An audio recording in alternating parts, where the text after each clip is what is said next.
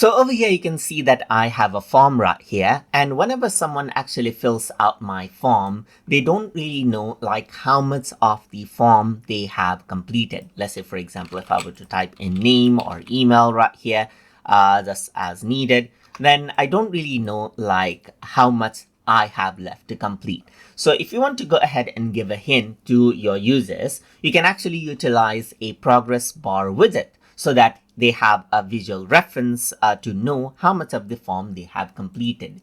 So to go ahead and do that, you can simply go to add element and then go to widget right here and then scroll down. And around over here, you will be able to see that. So let's just go around over here. You can see that progress bar is an option. Go ahead and click and then progress bar is added in. So you can, so usually this actually appears on the top itself. So let me just go ahead and keep on the top.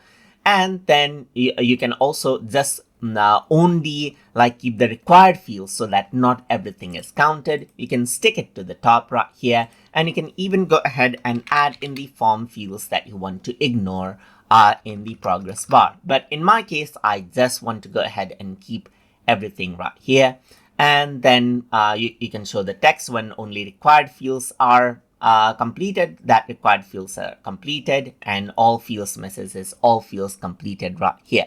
So let's just go around over here and let's say this is the required field. Let me just go ahead and mark it as required, and phone number, let's mark it as required. Let's say, for example, so with this progress bar on the properties, you can go ahead and enable and disable the label as well, and so forth, but we're going to see that in a while.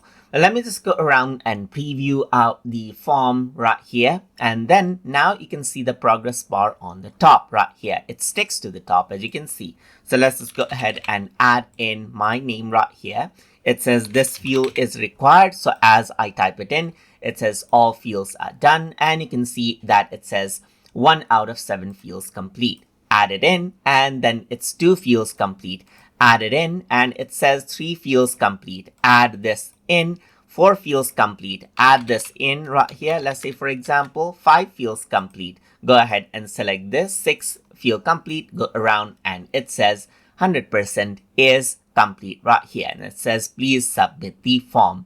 So this is because like, so it says, so 7 fields because I turn on each of the field. But what I can actually also do is, let's say, for example, just make it required for only required fields and stick to the top. Let's just go ahead and do that. And as you go ahead and do that and preview out the form, you can actually see it says required fields. So the other parts, it won't really count. But as soon as I type in the name, it actually goes ahead and then shows out the required field. So let's say I'm going to add in the phone number, and it says the required field is complete now. So that is what you have. So apart from that, if you were to go to widget setting, you can see that stick to the top is an option. If that were to be turned off, and if you were to go ahead and preview out the form, then it will just show up right here, just like this. So it says the progress bar will appear at the top of the form as it mentions right here.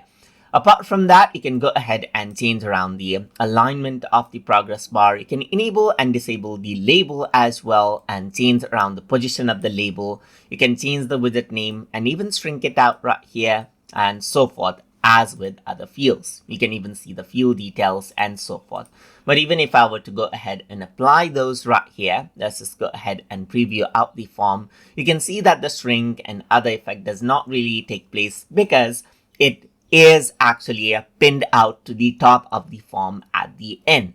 That is how the progress bar widget actually works. And if you were to go ahead and type in something right here, you can see the progress bar on the top itself, where it's usually handy to get it pinned so that you can always see the progress bar widget. And that is basically how you can go ahead and utilize the progress bar widget inside of Jotform. So I hope you guys learned something as always.